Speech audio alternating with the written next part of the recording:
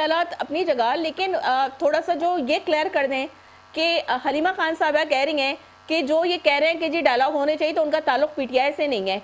तो सर मतलब आखिर अवाम किसकी बात समझे, किस के मज़ाकरात होने हैं नहीं होने, क्योंकि तहरीक तहफ़्फ़ुज़ आने पाकिस्तान मज़ाकरात के लिए तैयार है, लेकिन पीटीआई इनकार कर रही है। तो सर क्या पीटीआई खुद को अपोजिशन इत्तेहाद से भी अलग कर रही है, या पीटीआई चाहती है कि सब बात करें मगर हम नहीं करेंगे?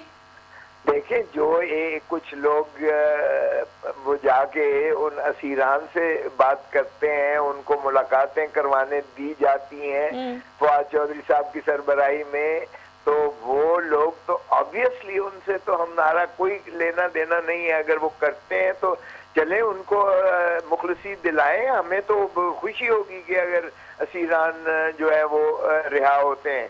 नहीं तो सर गौहर साहब ने और सलमान अकरम राजा कह रहे हैं कि डायलॉग होनी चाहिए, ठीक है, आपकी बाकी लीडरशिप भी कह रही है, लेकिन हलीमा खान साहबा कह रही है कि नहीं होंगे। शेख वकास अकरम कहते हैं कि हुकूमत का अंदाज दोगलापन है।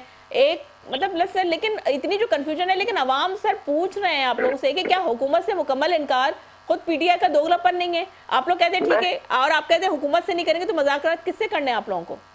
नहीं, मुज़ाकरात के लिए बिल्कुल तैयार है, मगर इनके पास मैंडेट है भी सही के पहले ये तो बताएं। हम चाहते हैं कि वर्दी वाले जो है अपने आईनी रोल में बॉर्डरों की हिफाजत करें, सियासत में दखल न दें।